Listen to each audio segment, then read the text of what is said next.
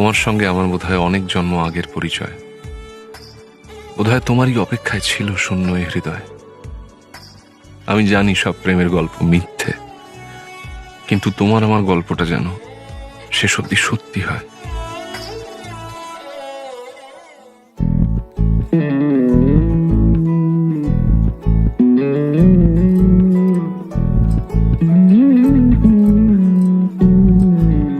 তুই হাসলি যখন তোরই হলো এমন, তুই ছুলি যখন তোরই হলো এমন। দু চোখে আঁকছে শীত বাহারি ডাক টিকিট, দু চোখে আঁকলো শীত বাহারি ডাক টিকিট। আলসে রোদের চিঠি পাঠালো পিয়ন, তুই ছুলি যখন তোরই হলো এমন। ফেসবুক স্ক্রলিং করতে করতে একটা নাম আমার চোখের সামনে আসে।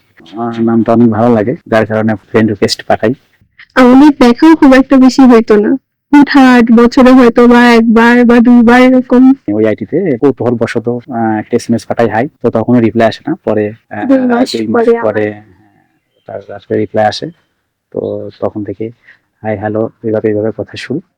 অবশ্যই তুমি অনেক বেশি ভালো, 9 বছর আমাকে অনেক সহ্য করছো। যদি এই জন্মের পরে অন্য কোনো জন্ম থাকে সেজন্যই আমি তোমাকেই চাই।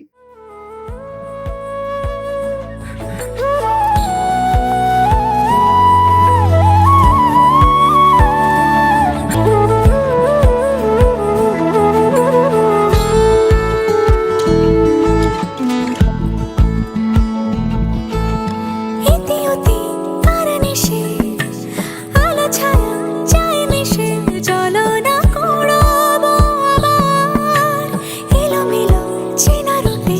বসন্ত যায় যায় যায় জোটে, ভালোবেসে জীবন কাবার। গুঁড়ো গুঁড়ো করিডোরে চুপি সারে পাতা ওড়ে, আজ বাতাস মাতাল।